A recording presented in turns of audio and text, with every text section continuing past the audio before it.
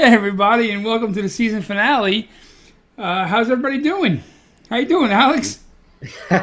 You seem a little thrown off your game there. Is something different this week? Yeah, well, as people can tell, we had just recorded our new opener, and it just listening to it just threw me all off. I was like, oh, I don't know what to say. Fuck, Yeah, because you no longer have me at your beck and call to dance like a monkey and say the words suits of kung fu, right? Speak when I say to speak, bitch. Now it's automatic, and I can save my vocal cords a Yeah, bit. because God forbid Alex should have to say one fucking canned line. It's like he gets a hemorrhoid over it. So Even worse, even worse. So how's your week been? my week is awesome, dude. I had a great fucking week because I'm like a kid in a candy store. Last weekend, I don't know how it happened, but I just kind of convinced my wife to let me go buy a guitar. Really? Yeah, I was like, honey, I want to. This is good. I'm learning how to play the blues, type of music called the blues. Wait, the blues. I like how you say a type of music called the blues, as if like, Well, yeah, I think I've heard of the blues. Let me put it this way, jerk off. We have we have people listening to us from the Czech Republic. I'm not telling you what number on the list, but we have people from the Czech Republic listening. They may Okay. not know the blues. It's a style of Sure, music. sure. Yeah, this is definitely So- not international. Go on. So I hate him and love him on so many levels. It's amazing at the same fucking time. So anyway, there's a guitar that's often used when playing the blues called a Fender Stratocaster, which I've always wanted, and it's like my baby now, man. So my wife was just like, "How much is it?" So I tell her, and I had like some gift cards to Guitar Center and shit, and she's like, "Yeah, just go buy it, have fun." And it's awesome. It's gorgeous. It's gorgeous. I love it so much. So Cool. I've been playing with that all week, and I'm really happy. That's great, man. That's really great. How's Yeah, your my week week going? is basically the same: teaching, training, repeat, writing. I just finished, as I mentioned on the last podcast, my next editorial for Wing Chun Illustrated. Which is all about that MMA Tai Chi thing that happened. And I've been actually working out on the Concept 2 rower quite a bit lately. Just kind of been really into cardio training and how it is able to improve my ability to punch things for a very long time without getting tired, which is kind of nice. And actually, I'm going to be at a bit of a loss because we're closed this weekend. It's Memorial Day weekend, so there are no classes the entire weekend, including Monday, although guaranteed I'm going to come into my school on Sunday and train anyway, and I probably have a couple students who want to come on Monday and train. So even when we have long weekend or whatever, it seems pretty impossible to stay away from this place because it's hard for me to take a break from that long from doing Wing Chun. So but otherwise I'm gonna hang out with my kids and do things like that. So it's kind of a slower paced weekend than I'm used to. So are you doing anything for the Memorial Day weekend? I actually am. Tomorrow's when this podcast lands, Saturday was my mom's 75th birthday. Wow! So Wow, happy birthday! Yeah, so we're having a little party for her here in the backyard, and we have 27 of her closest friends. That's great. That's great. Yeah, we're gonna have some fun. It'll be nice. We'll barbecuing, and we're gonna set up a little karaoke machine, and I'll probably Wow. Well, are you gonna do Journey? If you do it, you have to film it, man. I need to see that. You need to send it to I me. actually have the red spandex pants waiting. Wow, there you go. Hey, one of her good friends is a singer in like a 50s cover band. Right. So I'm thinking about like maybe I'll play guitar and have him sing and do some like 50 songs and stuff. That'd be fun. It'd be cool. That's great. Yeah. Whenever I hear the words karaoke, I always have these crazy flashbacks to my time learning from Sifu Leung, because whenever he would come to New York, I'd usually put him in a hotel in Flushing. And so obviously for people who don't know, Flushing, Queens is another Chinese area. It's basically one of the 3 Chinatowns. Yes, 3. Although actually we technically have 4 Chinatowns now because Elmhurst is also kind of a new Chinatown as well. But Flushing is one of the 4 Chinatowns we have. And so after the seminar, we would go back to Flushing. We'd grab something to eat. And then late at night, he'd be like, hey, let's go karaoke. And Oh that's my God. not really it's not really a question like, hey, do you want to come to do karaoke with me? It's kind of like, we're going to go do karaoke. So I have all these crazy flashbacks of being in Flushing at 3 a.m. while he's belting out these old Mandarin tunes, and I'm trying to keep my head up, like, because I'm falling asleep. That's awesome. That's awesome. You mentioned before the podcast that our executive producer, John Madigan, is going to be doing a poll out there to get some information. Can you explain a little bit about it? Because I have one of the prizes here, apparently. Okay. So here's the deal, folks. We want to make this podcast as enjoyable for you guys as possible. So what we're doing is John is going to post a poll or survey. You won't even see that it's from John. It'll come right from the Dudes of Kung Fu Facebook page. Is going to post a survey basically on what do you like for us to talk about, and what do you've had enough of, kind of thing, you know. And I'm not exactly sure how we're going to word each question, but it may be something like, are you interested in hearing more about Wing Chun? Are you interested in hearing more about Jeet Kune Do? Are you interested in hearing more about Kung Fu movies? Are you interested in hearing more about Sean and Alex's personal life? Are you interested, like that kind of thing? But John's writing the question, so they'll be a lot more intelligent than the way I say them. I was just thinking the personal life questions are so open ended, like, Sean. So like what I mean is, are they just sick of hearing me talk about my guitars and Sherlock Holmes? You know what I mean? Right, like how much I love Sherlock Holmes and the guitars, and I don't know. People must be sitting home rolling their eyes, and who gives a fuck about his guitar, Sure. But so we really want to tailor the podcast to the listeners that have been loyal to us for all this time, and we want to really, get what you guys. We want to give what you guys want to hear, and in doing so, we're going to have our second prize that we're giving out. We have one thing going on right now for people to post a screenshot proving that they are subscribed on either iTunes or Google Play. Everybody that posts one of those a screenshot of them showing that they are subscribed via iTunes or Google Play, we are going to pull a name out of the hat and give somebody a free T-shirt. Now, with this survey, anybody that does the survey, and however, you prove it like a screenshot of the committed, like a completed survey or something to that effect. I'm sure it'll come back to John when they complete it. Right. I guess it may be a place to give their name or whatever. However it's going to work out. We want whoever completes this survey is going to go a name in the hat, and we have an even cooler prize, which I actually want myself, but Alex doesn't believe me when I say that.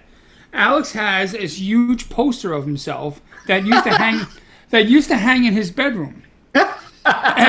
above my bed, directly above his bed. Now I actually wanted it above mine, but it freaked the people out that I bring in there. So no, it's actually this really cool poster of Alex. Describe the poster. Yeah, so this poster actually used to be, for most people who follow the podcast know that I teach Wing Chun here in Midtown Manhattan, and so I'm on the 4th floor. So in order for anybody to know where I am, I have one of those, sandwich boards, street signs on the street, so people can see, like, hey, go up to the 4th floor to learn Kung Fu. And so I had an inset in there, which was a poster of me in Hong Kong. And we just updated it, so we just replaced it. So it's the old one. It's a little bit weathered, but it's in full color, still in good shape. And if anybody, fills out the survey, that'll put you in a random drawing, and then we'll send it to you. Here it is for people who are watching us on the video. This is just a part of it. It's actually really cool. Yeah, it's me doing the slant kick from the Chum-Kyu at a temple in Hong Kong. That's the very same temple where they shot the scene in Enter the Dragon, where Bruce Lee is doing the whole finger pointing away to the moon scene. It's a beautiful Buddhist temple, and that photo is also will be in my second book as well. So I took it out. The thing's still in really good shape, so we'll make that one the prize. And for those of you who didn't quite, just to make it clear, the first one that you guys need to do is you need to let us know that you have subscribed on iTunes or Google Play, and then once you've subscribed, take a screenshot and put that at the Facebook page for Dudes of Kung Fu, so that we know that'll enter you in the prize. What is that prize? A T-shirt? A T-shirt. T-shirt, right? A Dudes of Kung Fu T-shirt. Awesome. And then this will come out in the next few days. This will be a survey that'll go out on the Dudes of Kung Fu Facebook page, and then you'll be able to win this awesome thing. So those are just a couple things we have going on, getting ready for our big season. Will you autograph the poster for the people? I will autograph it as Sean Madigan. Nah, come on, that'd be cool. We should make that a thing. All of my stuff I'll autograph as you. All of your stuff you autograph as me. Yeah, sure, I'll autograph it. That's not a problem. That's awesome, man. It's actually a really cool poster. I like it a lot. Cool. We also we have a question that came in through the Dudes of Kung Fu page. Yeah, right? one of our loyal listeners wanted us to talk a little bit about training Kung Fu for kids, teaching Kung Fu to children, and I think it's a great question. I mean, I don't know how much of our audience this applies to, so we're going to keep it short. But we think it's a great question. We want to talk a little bit about it. I remember when I was learning from Matt Thornton, he had a program called Play as the Way. And the emphasis on his teaching was that the training had to be fun. And so there would be a lot of like bouncing balls, but it was everything involved some kind of aerobic workout, tumbling, gymnastics. He was teaching basically Brazilian Jiu-Jitsu and MMA, Brazilian Jiu-Jitsu more than MMA. So there was a lot of like acrobatics to it, just to get the kids used to like rolling around and jumping and things. But the emphasis was on laughing and having fun.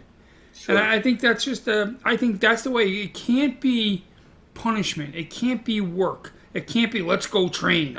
Cool, Kung Fu. It's got to be, hey, you want to play? I would literally just call it play all the time. Let's play Kung Fu. I mean, that's. What's your thoughts on this, young man? Yeah, I think. Martial arts for kids is a really, really great thing. But of course, it depends on the instructor. It depends on the school. The thing it depends least on is really the style. Because honestly, if you have an instructor who really understands how to communicate well with kids, knows how to keep the atmosphere playful and fun so that the kids are engaged and they're learning, and kind of toe that line between them having a really good time but them also learning things like discipline, respect, and things like that, then it doesn't matter if the kid is doing karate or judo or Wing Chun or this or that. It depends on the instructor's ability to teach that age group or those varying age groups for kids. It's amazing nowadays the big strides that they've made, because like the EWTO, the European Wing Chun organization, about 10 years ago, they created a kids program, which is amazing, because teaching Wing Chun to kids is always a bit difficult because it's kind of technical. It can be a bit dry. It's really a martial art that's more for adults. Right. And they figured out a way through games to essentially teach the Wing Chun to kids. But of course, they dial back a lot of the heavy chi sao requirements, and they dial back a lot of the more violent, like elbow strikes and things like that. But what they do is they play almost like they've turned chi sao into certain games where they're learning pushing, pulling, balance, as opposed to like bong tan fook. It becomes more about developing certain attributes and things like that. And that's amazing. I mean, they did a really good job with that. Gracie Jiu-Jitsu, the Gracie brothers in Los Angeles, they have a really amazing kids program where it's all games. They're teaching jiu-jitsu through games, and they have these cool, fun names for everything. And that is more the kind of ideas that if the kids don't know that they're really learning something, they think that they're playing or they're just being challenged in a game, but they're actually learning skills. That's really the best step there. And as long as they have fun. I mean, it's difficult because for me, when I did martial arts as a child, the martial arts school I went to, which I originally went to a karate school and then I went to a taekwondo school, they didn't have kids classes, because this is like back in the 80s. And certainly there were martial arts schools that already had kids classes back then, but not all of them.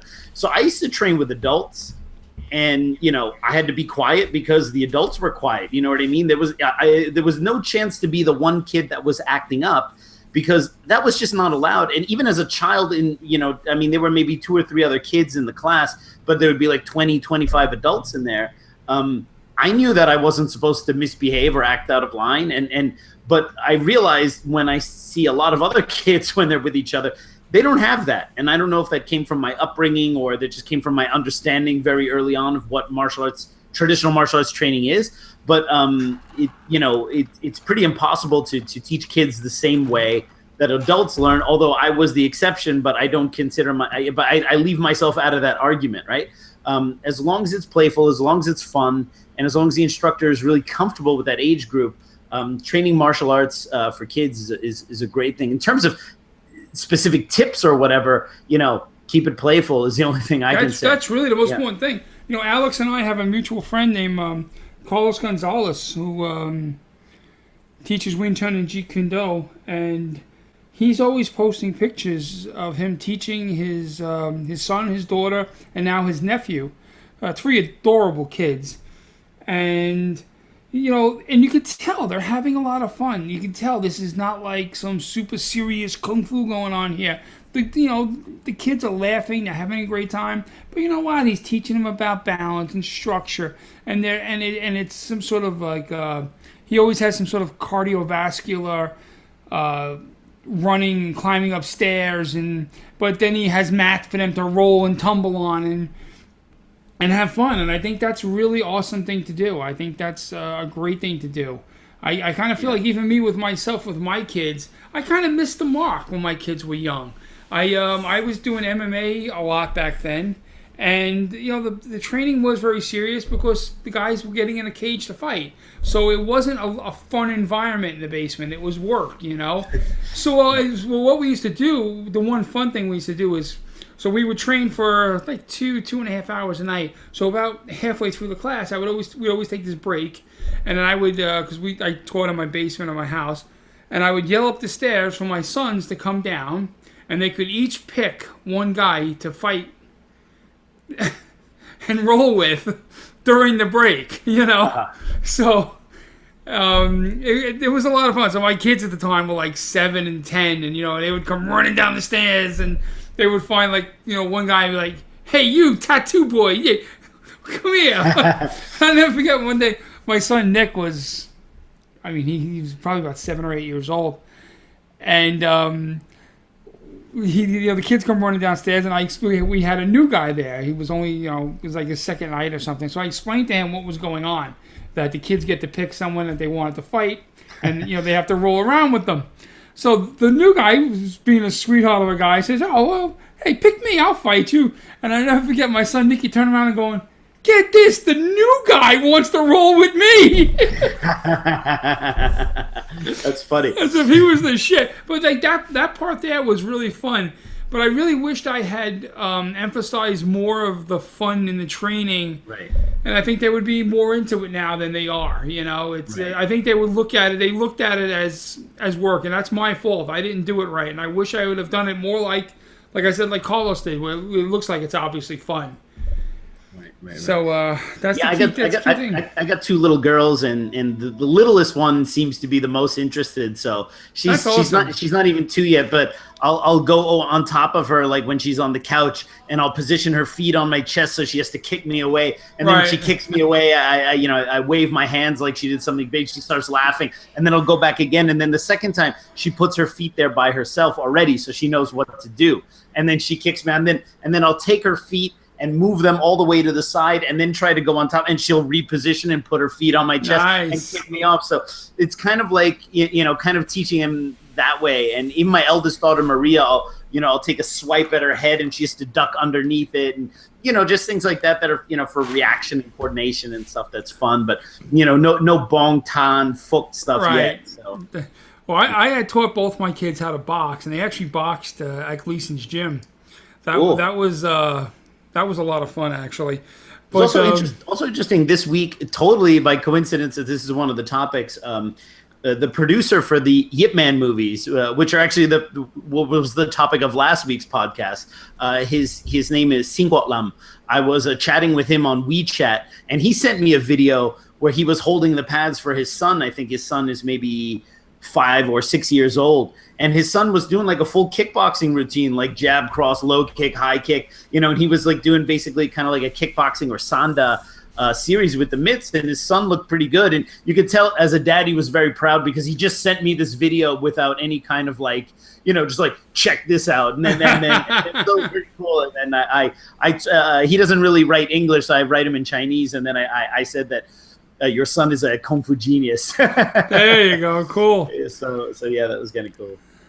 But I hope that helps a little bit, folks. I'm going to one more quick story about my kids because I'm proud of my kids. And my oldest son, John, when he was about 12, he was a pretty good boxer. He still is, but he was a pretty good boxer back then.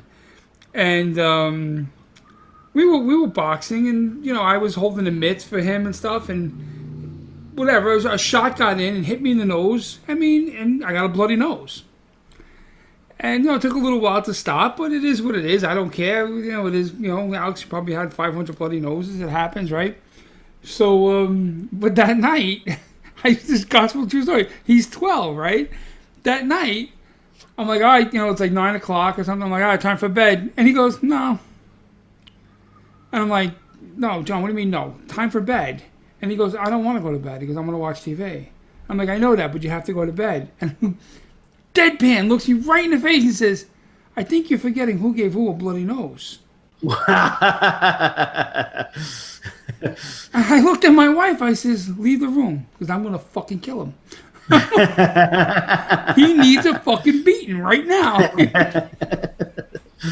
It's amazing how quickly they forget. Right, Yeah. Oh, God. Anyway. So tonight we wanted to talk a little bit about something that's kind of ubiquitous in the martial arts world, but certainly within Wing Chun, or at least maybe we're just more sensitive to it in Wing Chun and Jeet Kune Do, which is trolling, online trolling. Comments on YouTube, troll Twitter accounts, Facebook comments, all these kind of things, and how people react to them, and kind of what they mean for the greater martial arts world and such. I thought would be kind of a funny topic for us to talk about tonight. Oh yeah, absolutely. When it comes to people, like, we're not talking about people giving constructive criticism. Right. When people like a post on the podcast or on a YouTube video, well, I would do it differently, or my seafood taught it this way. How is yours different? That's not trolling. Right. Trolling is just saying stupid shit.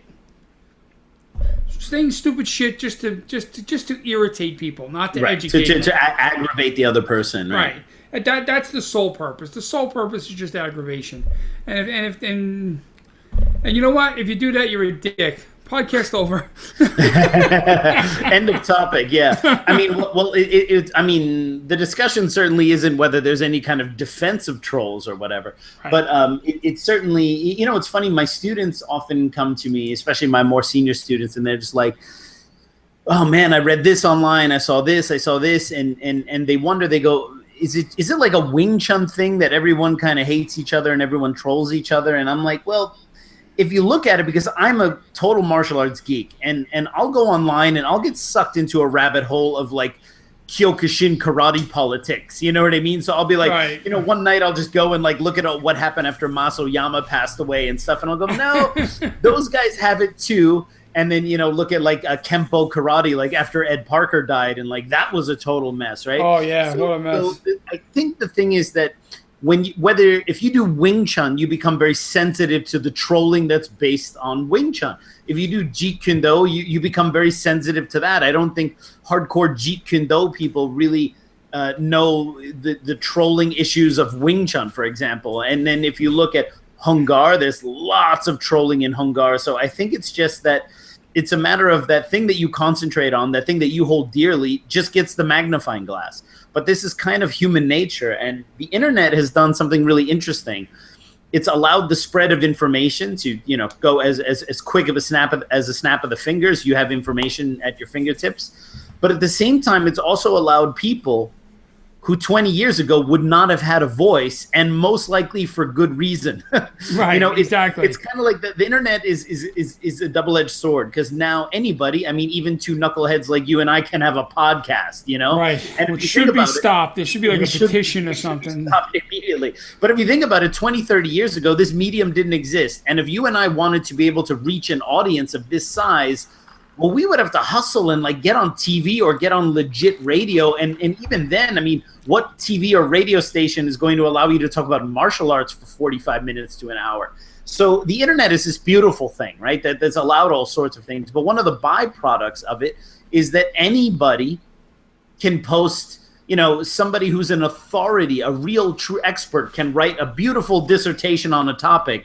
And then somebody can write a "fuck you" as a comment, or like "you're full of shit," you know what I mean, or like "eat my balls" or something like that. And that is a comment that's legitimately on some kind of expert's dissertation on something. You know what I mean? And that's something that we, you know, although it's nothing new, we've been dealing with it for years now. But in the scope of media, it's kind of a weird new phenomenon, and people can do it anonymously. They have fake Facebook profiles, they have fake Twitter profiles, Instagram, you know, all this kind of stuff. I have people troll me on Twitter with fake accounts that don't even have real names and photos, and it's like, what are you doing with your life, man? That's the part that really, at least when a troll has the balls to put his real name to something. Yes. Then you kind of sit there and say, okay, the guy's a dick. Yes. But at least he's willing to put his name to it. And you know who he is, you know where he lives, it's all legit. And then, you know, and then that person almost ceases to become a full troll because they're standing behind it. But like the anonymity, like if you ever want to, you know, really just feel the depravity of human beings, just go to YouTube. Go to YouTube and look at the comments there. It's unbelievable. And what's even crazier is that you know, you have people on YouTube. I'm just using YouTube as an example. This is actually a problem all over social media. But like they will be argumentative no matter what the Wing Chun video is, and they will post as if they're really an expert. And the strange thing is, you always have to ask yourself, you know, if somebody is really an expert in something, what the F are they doing commenting with all these low-flying turkeys on YouTube? Like, if you're really an expert, you're out there doing it, teaching it, writing books about it, experiencing it. You're not there, you know, arguing with people who have a very low comprehension, like nothing certainly to match yours as an expert, but yet at the same time you're taking time to match with. So this tells you from the offset that these people are not really the experts they purport to be, because an expert would not waste their damn time like that. Like, you know, Leung Ting gets trolled a lot online, but Leung Ting is never online talking about anybody because he's out doing it. You know what I mean?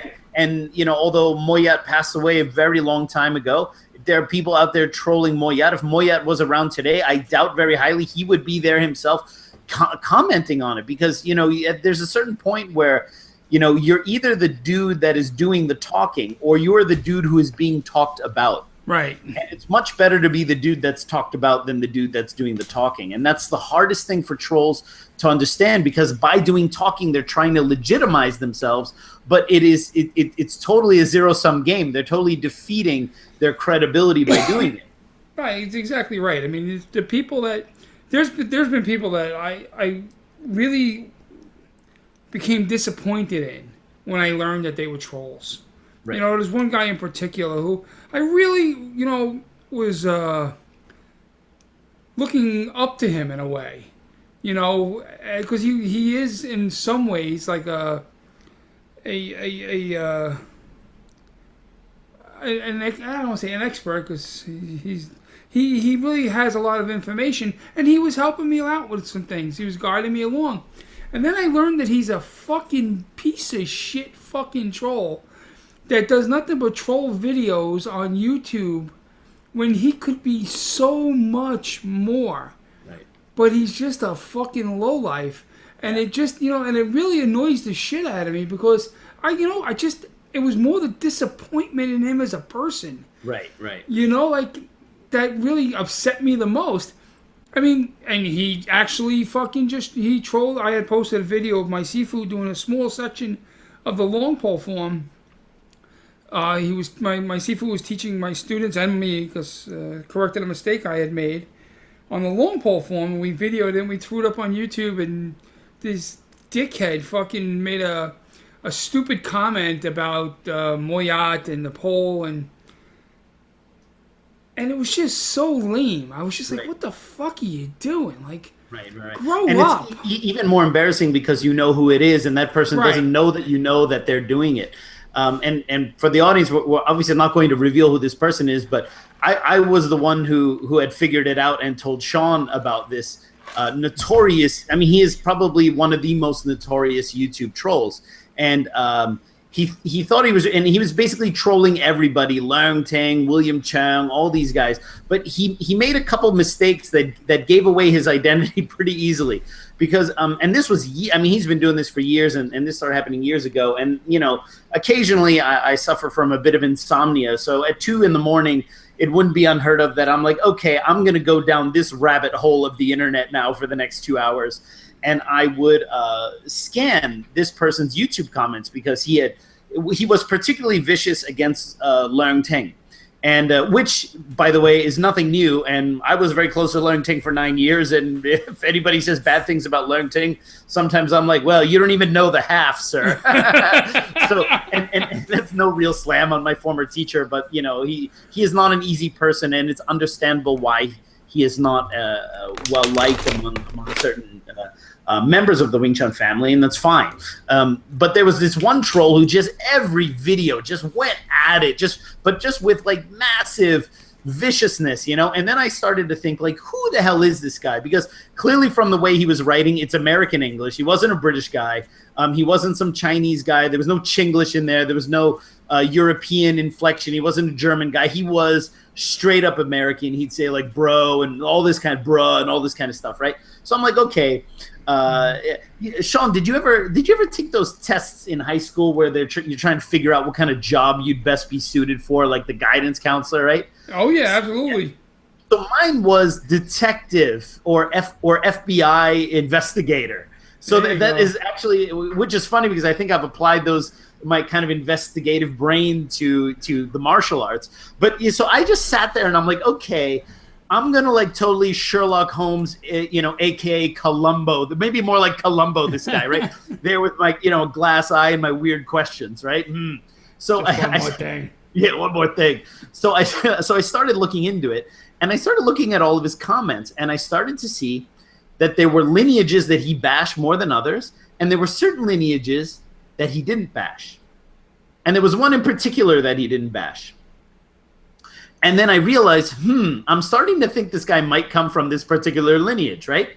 And then I started to look into it, and I realized that he would occasionally write some comments on that lineage, which I believed he was from, but they were kind of innocuous, and they were definitely not as vicious, and they were more attacking the guy doing it and not where this lineage comes from, okay? Right. So I was like, And then he made a few mistakes. He said that he worked in the entertainment industry when there was the writer's strike a few years ago and he was out of work. And then that made it very easy to single out people who are learning in a certain lineage who are out there and work in the entertainment industry, because there's something called IMDb, and you can see if people have movie credits. And lo and behold, this guy might have movie credits. So I was like, I'm starting to think this. And I sent them a private message. And his answers were very interesting. They were very like, and then he didn't say anything. Now, I'll tell you a very funny story about this one particular troll, because, of course, it's not to single out this guy. The purpose of this podcast isn't because we could easily say who he is and then really make him look like an idiot. But it's kind of just to point out that the people who are really hardcore trolls, they tend to all have a chip on their shoulder, or they have or as Sean might say, a bug up their ass. You know what I mean? And so there's a reason for them to troll. Just like we talked before about people crashing your school, like if people want to challenge you, it's normally because it's something personal. Like it's not like, like there's something going on that this person is upset about in their head. So I'll tell you a brief story about this particular troll, okay? So this particular troll was a member of a certain lineage, right? And then he moved to another state. And in this state, the lineage that he belonged to was not represented. So he decided to do the next best thing and go to the local Wing Chun school, which happened to be a Leung Tang Wing Chun school. And I know the owner of that school, and I knew about this story years before I even knew that this guy was the troll. And also made it more understandable why this guy hated WT so much. So he came, and he was from another lineage. So the forms are always a little bit different between styles and the footwork and this and that. And he was kind of like, he joined the school, but he didn't really want to relearn what he did before. He just wanted to do everything the same, which I always think is kind of strange. Why do you go to somebody's school if you don't want to learn something new and you just want to do what you did before? If you want to do what you did before, just train on your own or open your own school, right? So he had been training there for about 6 months. And apparently at the WT school, they were telling him, well, you can't step this way. You need to turn this way. When punch comes at you, you have to move this way, this way. You know, they were trying to teach him a lot of fighting things, and he wasn't really able to do it. But they said they accelerated him a little more quickly because he had some Wing Chun experience, and he starts doing Chi Sao. And he tries to start teaching his partner what's what, even though he's learning a new way of doing things. And needless to say, he got beat up because he took a normal class lesson and he decided to make it confrontational. And one of the students, whom I also know very well, had to basically smack him around. And this guy left. And then a few months later, he opened his own school. He was a Sifu, and he represented his old lineage some way, somehow. And suddenly, the biggest, most notorious YouTube troll shows up online, who happens to not say bad things about his own lineage, but happens to really bash the Leung lineage, and in every way gives every clue that he is this guy. And that's the thing. Usually, if somebody's just not completely ignorant about another style, and that's the reason why they're trolling, they have something personal that's driving them. And, you know, that's kind of definitely the situation with this guy.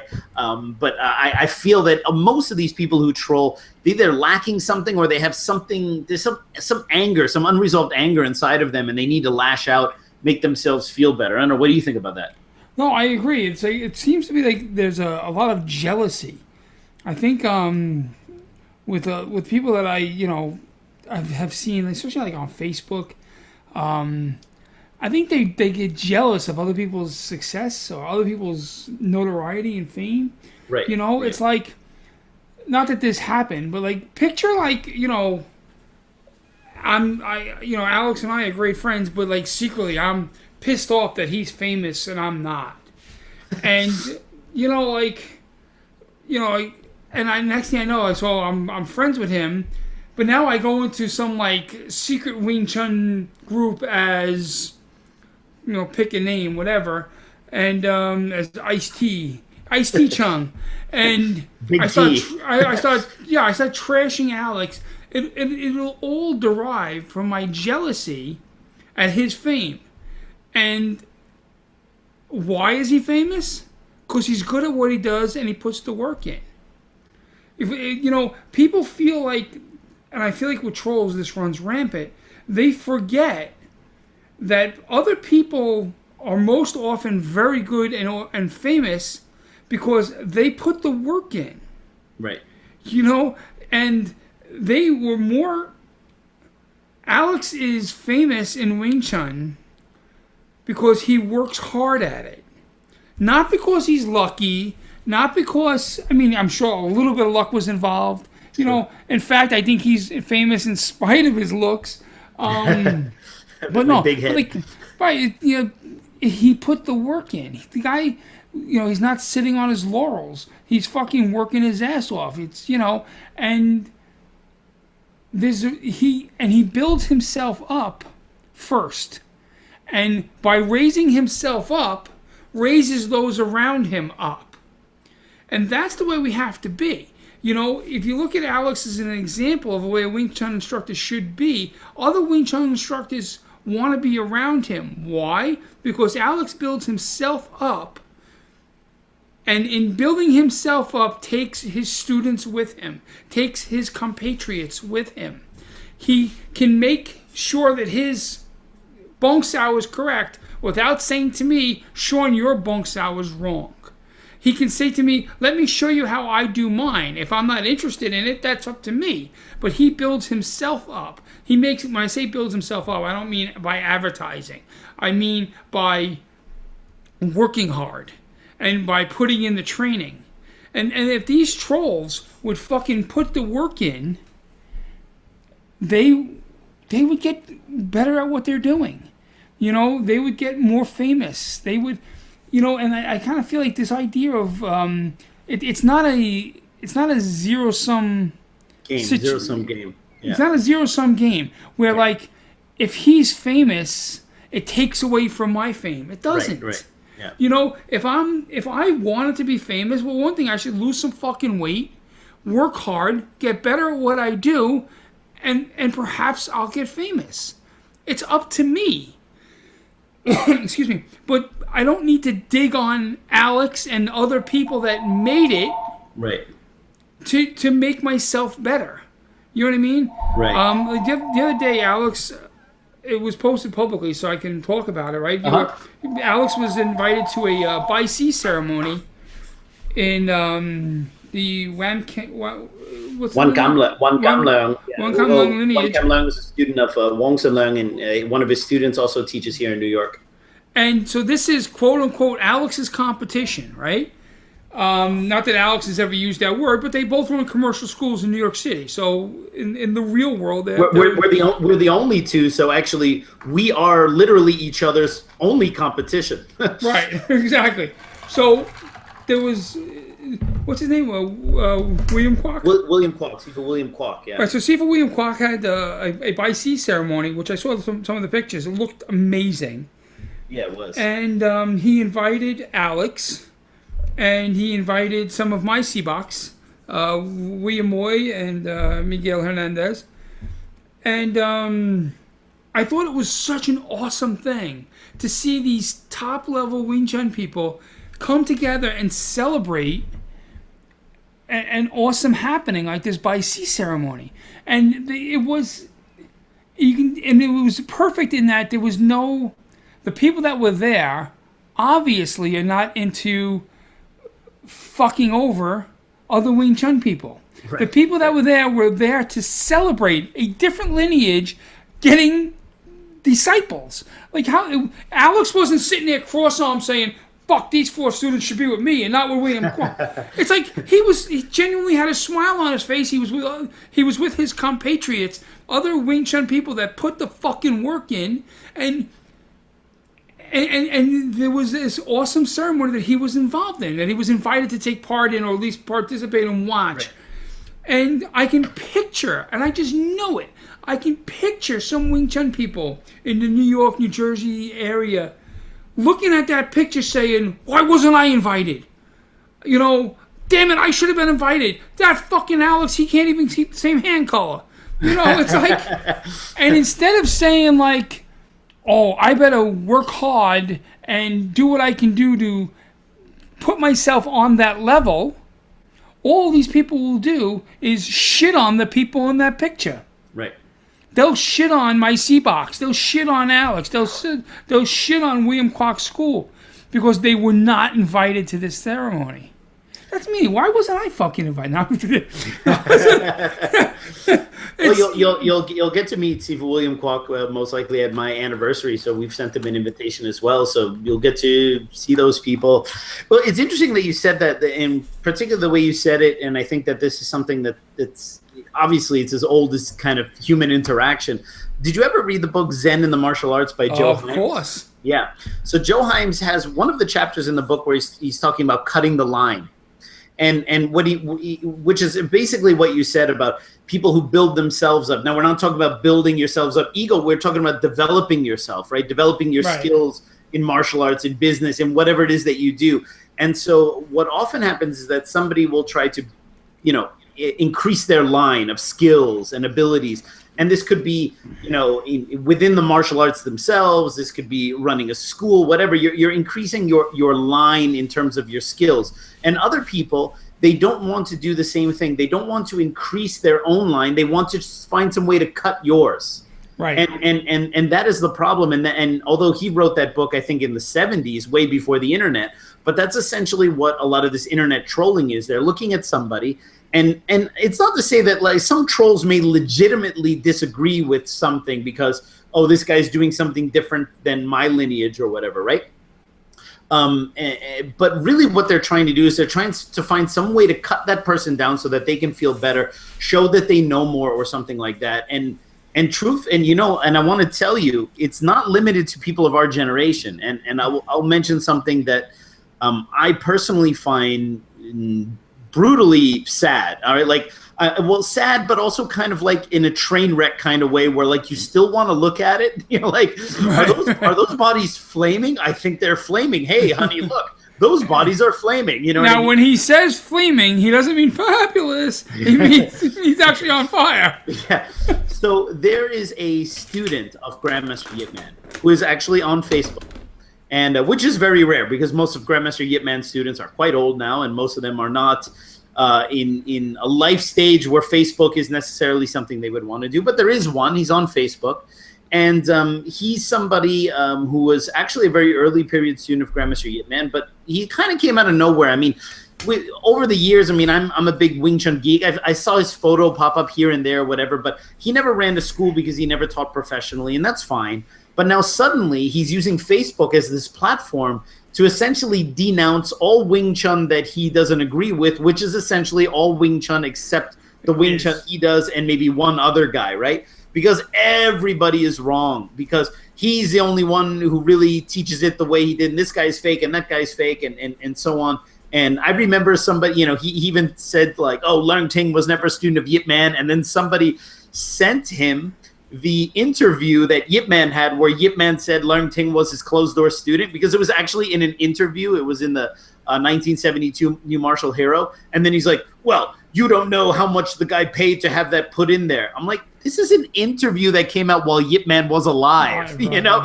Like, but of course, he's the guy who has the, you know, the platform now, and everybody's like, oh, thank you so much for letting this. And he bashes everybody, Leung Ting, William Chung, and Wong Sun Leung he praises a lot because, of course, well, everyone loves Wong Sun Leung, but he still finds ways to talk shit about Wong Sun Leung kind of like in a backhanded kind of way.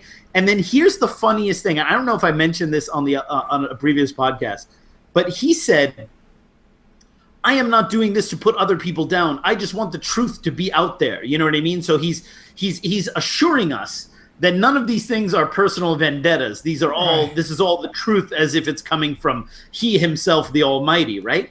And then I shit thee not, and I apologize if I already mentioned this on another podcast. He said that he had a certificate. It was called like an upright. I forget the exact name of it, but it's something called like an upstanding citizen certificate. And he said, did I mention this before? No. So he's like, I have an upstanding citizen certificate issued by the Hong Kong government. So therefore, I am not someone who is prone to exaggeration, right? And, you know, for those who don't know, my wife is from Hong Kong, and she was a lawyer in Hong Kong for many years, right? And I asked her because this student of Yip Man posts almost every day, and it's just hysterical. And he even, by the way, was talking lots of crap about Wan Kam Leung, who is, I consider a friend of mine. Sifu Wan Kam Leung has always been an absolute gentleman to me. I've met him in Hong Kong a couple times. I've seen him here in New York a couple times. And, you know, an absolute sweetheart of a man and a very skillful Wing Chun Sifu. And here this guy, the student of Yip Man, is cutting him down because, as many people know, Wan Kam Leung modified his Wing Chun style, his practical Wing Chun style. He changed some of the body positions, the footwork, the hand techniques, and things like that.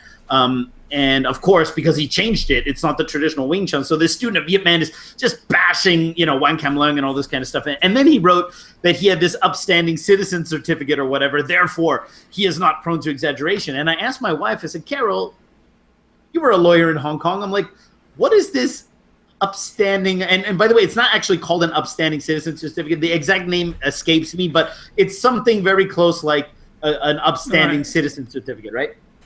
And she said, what? And he's saying that because he has an upstanding citizen certificate, this somehow means that he is like, you know, whatever. She goes, do you know what an upstanding citizen certificate is? I go, no. She says, it's a certificate that you have no criminal record. And she said, so if you go, like, for example, if you want to go to China and marry a wife in China, you may need to bring this certificate to prove that you don't have a criminal record. And my wife had to get that certificate when she came over to here and we did the immigration for her. So my wife has a certificate, and I wouldn't listen to one thing she has to say about Wing Chun just because she has it. Right? But it was just so funny how people kind of conflate, and they really try to say, like, and when you read between the lines, you see that he clearly has personal issues with a lot of Yip Man students, because there's a difference between whether you say things factually or where you have ad hominem attacks, like secretly woven into your arguments, because if your argument is legit, you don't need to attack the other person. You just need to state facts, and you can do that in a very cool way. He doesn't do that. He's clearly like very emotional and hot-headed, but then he has a no criminal record, so somehow that means that his opinion of Yip Man students is beyond beyond reproach or whatever. And this is totally ridiculous. Alex, without saying his name, was that the guy that contacted us when we first started the podcast? And yes, sir. Oh, yes, what sir. a dick! Yes, he says. So this guy, yeah. So anyway, so this very same student of Yip Man, I think we sent him like, oh, could you like our Dudes of Kung Fu page or whatever?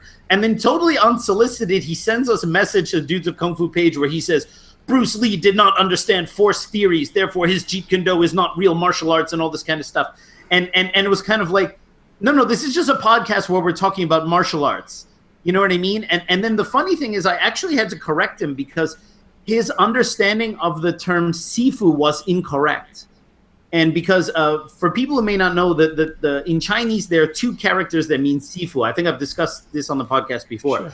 There's sifu means somebody who's an expert or a coach in a blue-collar trade. So a sifu could be an expert in martial arts, could be a teacher in martial arts, but could also be an expert in blacksmithing. Even taxi drivers in Hong Kong, you call them sifu. But when a sifu who's an expert adopts you as their student, then the second character, fu, changes to the character that means father. Now, it is pronounced exactly the same. So sifu, a technical expert, and sifu, your Kung Fu father, is actually pronounced the same, but the fu character is different. One means expert, one means father. So that's why you should never just call somebody sifu who's not your personal sifu, right? So you like if somebody happens to be a sifu, but they're not your sifu, you should call them sifu and their name. Like Sifu Sean, Sifu Wong, Sifu Bill. But if they're your own personal sifu, you can just say sifu. You know, so basically, there should be only one person you call sifu, and that's your own sifu. But everyone else could be Sifu John, Sifu Bill, Sifu Mike, whatever, right? And so I addressed this guy as Sifu so-and-so by his Chinese name because I did it out of respect. He's not my Sifu, but I called him Sifu and his Chinese surname because that's actually what you do, right? And then, I said, well, sorry, I'm like, we're just, my friend is a Jeet Kune Do expert. I do Wing Chun. It's a discussion. A podcast is like, I'm trying to explain to him what the hell a podcast is.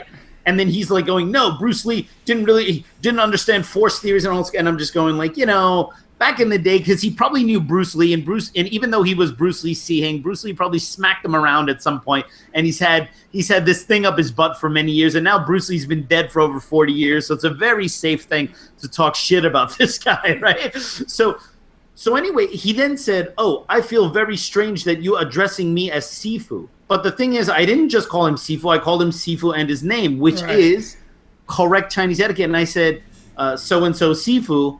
I go, I addressed you as with the term technical coach. I even put the Chinese character in there. I didn't address you as Sifu with the father, which is only one person or whatever. And then he basically said, oh, okay.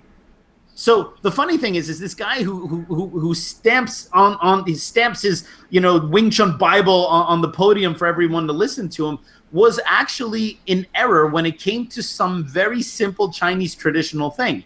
And me, the white guy or whatever, was the one who corrected him. But we are meant to believe that his memory of events that are 50 to 60 years old is infallible, and his opinion is not the least bit tainted by any kind of personal anger or whatever. You know what I mean? It's like, what's his deal with Bruce Lee? Let the man. I remember when this messages started coming in. Yeah. I was like, Alex, you got to take care of this because I'm gonna just. Yeah, I had to do some of my Chinese voodoo on him to get him to calm down. I would like because you folks know me now. The way I was gonna deal with it was not with proper etiquette. I was gonna invite him to take his fucking much needed dirt nap. And well, with the Chinese, when you've been around Chinese sifus, like hardcore Chinese sifus who do not bend to Western culture at all, it's just a matter of learning 3 or 4 Jedi mind tricks.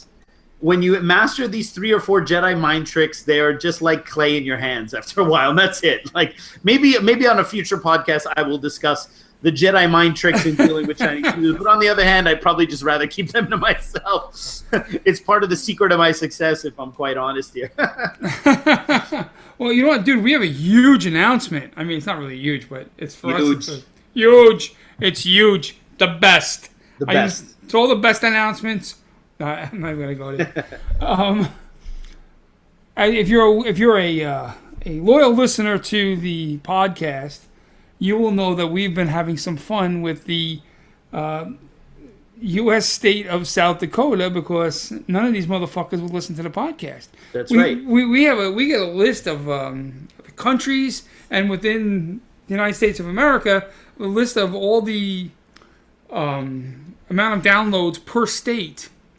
And the state of South Dakota was the only state in the nation that had no downloads until today. Until today. Until today. Somebody in South Dakota downloaded the podcast. And you sent me the screenshot, and it's literally one. One. It's literally one. And whoever you are, thank you.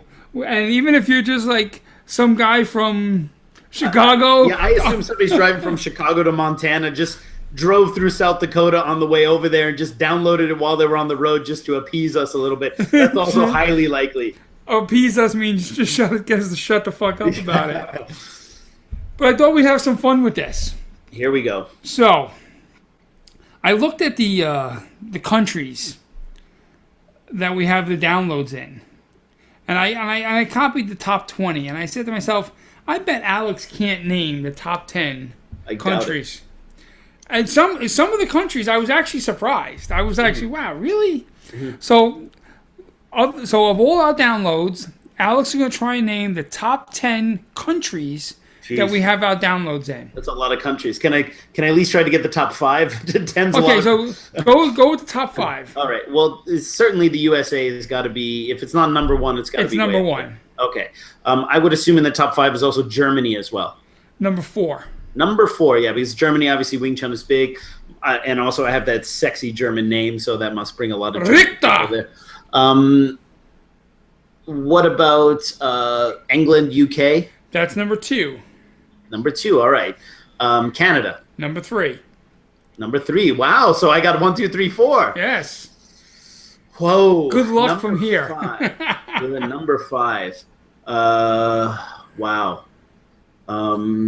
That is really difficult to... Australia? Yes.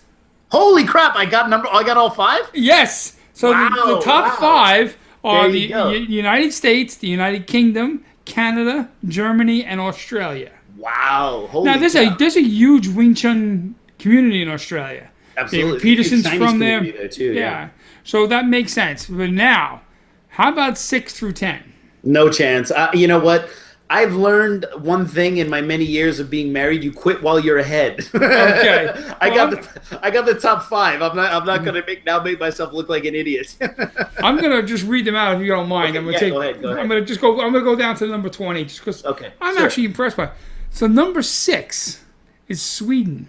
Wow. Yeah, Sweden is a lot of. I know some Wing Chun people in Sweden. Sure. Number 7 is Hong Kong. Wow, I didn't realize we had so many in Hong Kong. And number 8 is Spain. Okay. And number 9 is the Netherlands. Okay, yeah, makes sense. And a lot of Wing Chun there. I didn't know that.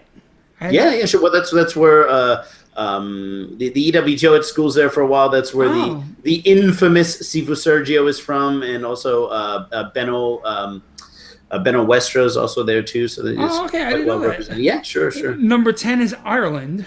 Mm-hmm. Yeah. Number 11 is New Zealand. Okay, makes sense. Yeah. Number 12, due to our friend Mr. David Peterson, Malaysia. Awesome. 13, Austria. Okay, yeah. 14 Singapore. Mm-hmm. 15, Brazil. Wow. Not bad, right? 16 is Denmark. Okay, yeah. Also a lot of Wing Chun in Denmark. 17 is the Czech Republic. Yeah, there's a lot of Wing Chun in Czech Republic. I know some people, sure. You know people all over. Yeah. I know people on Flatbush Avenue. Well, Learning Things Association, say what you want about him, but it's definitely international. Yeah. So number 18 is Switzerland. Yep, sure. Number 19 is France. Okay. And number 20, Turkey. Oh, wow. Yeah, of course. Of course. Lots of the very famous Sifu Emin Bostep. It was Turkish, and lots of hardcore Turkish Wing Chun people out there. Sure. That's awesome. I was actually really impressed by this, you know? I was yeah. That's great. Well, I mean, again, like we were talking about, this is a new medium, and it's amazing. There'd be no way we could reach that kind of audience in the past. And you know, hopefully now with the new things that we're going to implement in the upcoming season 4, we'll be able to expand quite a bit as far as that goes. Yeah, season 4 is going to be, it's going to be incredible. We're going to have some nice changes, nothing to scare anybody. It's going to still be Sean and Alex, but there's going to be a lot more to season 4. We have an executive producer now, so that means who's got some pretty good ideas of things going on. We even have a mailbox in Midtown Manhattan now, so it's kind of a big deal. Yeah, we have a mailbox. That's right. It's got our name on it. That's right. If you guys want to send correspondence to the Dudes of Kung Fu, you can send it or, more importantly, if you want to send gifts. Gifts, money, cash, anything that's not obscene and or against any federal or state laws. I'm not against the obscene. Okay, I'm just against because it's also my place of business. Anything that's against any federal or state laws, you can send it to Dudes of Kung Fu, 1024 6th Avenue, 5th floor, New York, 10018. We have a mailbox and everything. It's kind of like a fucking official. Although, for people who know, my school in Midtown Manhattan has 2 floors. I have the 4th floor and the 5th floor. And all my mail comes to the 4th floor. But of course, because I also rent the 5th floor, I have a mailbox for the 5th floor, but no mail ever goes there because all the mail for my business goes to the 4th floor. So I'm like, I can make the 5th floor the mailbox for Dudes of Kung Fu.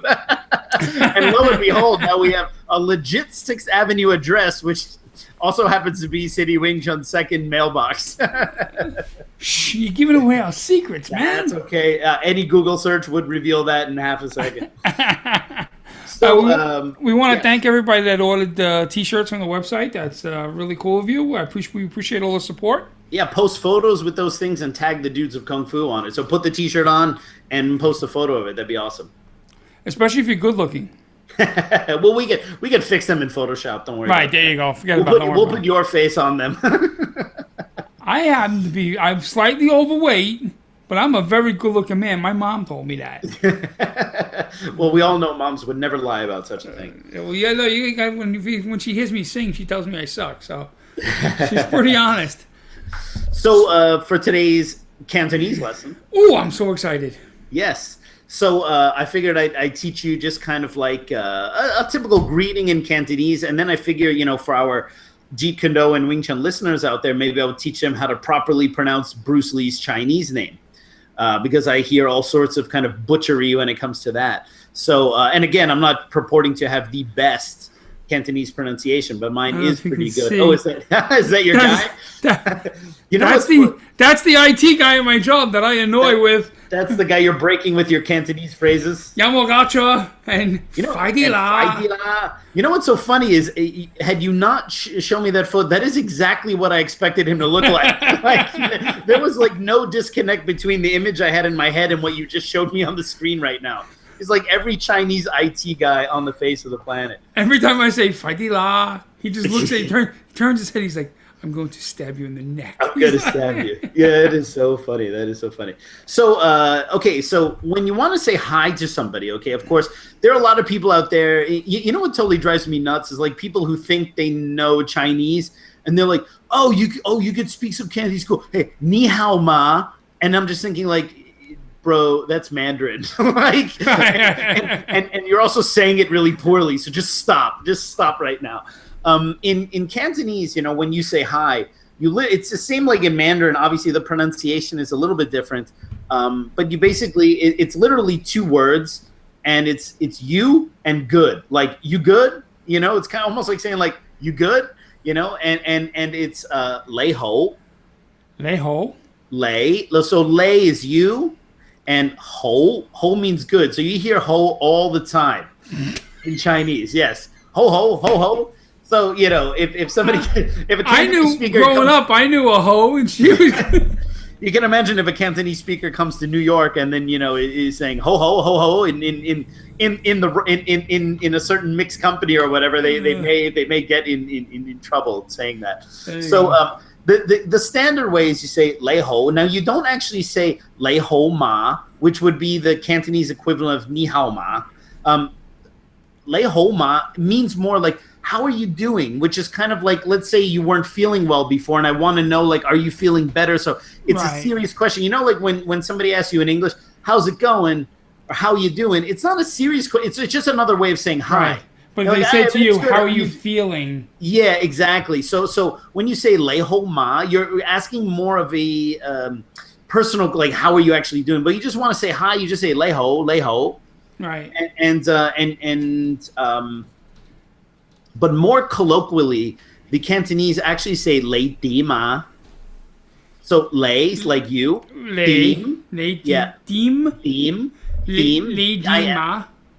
Yeah, and by the way, that dim is the same dim as dim sum, like dim sum. Oh, okay. And it's also the same dim, and it's the same dim as lok dim bun guan. Because dim is a strange word in Cantonese. Dim can mean point, it can mean part, and in this context, it could just mean how you doing. So I always make a joke with my wife. It's like, if you ever don't know a word for something, you just say dim in Cantonese, because dim apparently has 50 meanings or whatever. So literally you just say lei di ma. Lei di ma. Lei di ma. Dim is like rising. Dim. Lei di ma. Right? And then you could say ngo. Ngo is me. No, how do you say that? Ngo. Ngo. So just no. I'll teach you an easier way to say it. You just say aw, because that's actually how most Cantonese say it. So the word is actually ngoh, but it has that guttural sound, which is actually ngo. But even Cantonese speakers are kind of lazy, and they will usually cut off that ng, and they'll just say aw. So aw, like me, so aw ho ho, and then you say aw ho ho, which is I'm good. It's actually I'm very good. How do you say it again? Aw. Ho ho. Ho ho. Ho ho. Ho ho. It's a rising tone. So you just say it twice, because Chinese is like this. If you say it once, like ho means good, and if you say ho ho, it means very good. Oh, okay. So you literally just say me very good. Aw ho ho. Aw ho ho. Yeah. So you say lei di ma. Aw ho ho. Lei di ma. Aw ho ho. Very good. There you go. So now you know how to greet somebody. Nice. This is really good. I like this. Yeah. Yeah, and it's also interesting because then you hear like, oh, lei di ma, and then our Wing Chun people know dim is the same like lok dim, which is like 6 point, right? Or dim sum, you know, like when you go for dim sum. So Bruce Lee's name. So as many people know, Bruce Lee had a stage name, which was Little Dragon, and that was Lei Xiu Long. Lei Xiu Long. Lei is the Cantonese pronunciation for Lee, because actually Lee is not pronounced Lee in Cantonese. Lee is only pronounced Lee in Mandarin. Oh. So in Mandarin you would say Lee, but in Cantonese it's Lei. Lei. It's actually same pronunciation as the word for you, which I just taught you a moment ago. It's identical pronunciation. Lei. So Lei is Lee, and then Xiu with a rising tone, Xiu. That means little, and that's the same Xiu as Xiu Lim Tao, like the name of our form, little idea, right? And then Long. Long is like Lung, but it's kind of a low falling tone. Long means dragon. Long. So you say Lei Xiu Long. So it's literally like Lei little Xiu dragon Long. Lee, right? Or Lee little dragon. Right. Now, what a lot of people don't understand is, well, he had that nickname partially because he was born in the year of the dragon, but that was his stage name since he was a child, because people always forget that Bruce Lee was a childhood actor. He had starred in a number of films when he was a kid and into his teens. He was kind of a teen heartthrob in Hong Kong, and then he disappeared. As far as Hong Kong audiences are concerned, you have to imagine he was like a teen heartthrob, this like kid star who became a teen heartthrob. Then he drops off the face of the planet for like maybe 13 years or so, and then comes back to Hong Kong and he's an ass kicker. You know what I Right, mean? right, Because right, they right. didn't really know him as an ass kicker before. So sometimes you have to look at like what Bruce Lee was from the Hong Kong perspective. It was like if Macaulay Culkin didn't become a wastoid, but he came back and he became like a top MMA fighter after you hadn't heard of him for 13 years. It's kind of like the same thing. You know what I mean? Right, right, right. So, Well, you know, Americans never think of other cultures in any kind of way other Yes. than, you know, and I remember one time being with my Sifu, and someone in front of him was making fun of Hong Kong movies. He said something to the effect of like, "Oh well, I mean I like the kung fu movies, but when they start flying around from rooftop to rooftop, It's bullshit. It's bullshit. Nobody in kung fu can do that. Nobody. And I remember my Sifu turned around saying, "Yeah, it'd be much more practical if like a spider web shot out of his wrist and was able to swing, then you can accept it, right? Right. Or if you had a red cape with a big S on your chest. Right, because that's American. Now it's Yes. okay, you know." Right. Yeah, so a lot of people mistakenly believe that moniker of Little Dragon, Lei Xiaolong, came when he went back to Hong Kong and then made like the Big Boss and Chinese Connection. But actually, he was already known as Lei Xiaolong since he was a kid. But Bruce's real name, his given name, was Lei Zhenfan. Lei Zhenfan. Yeah, Zhenfan, and which is where they get that Zhenfan Kung Fu from, right? Of course, most people don't pronounce it because they say Zhenfan or whatever, but it's Zhen, like a level tone. Zhenfan.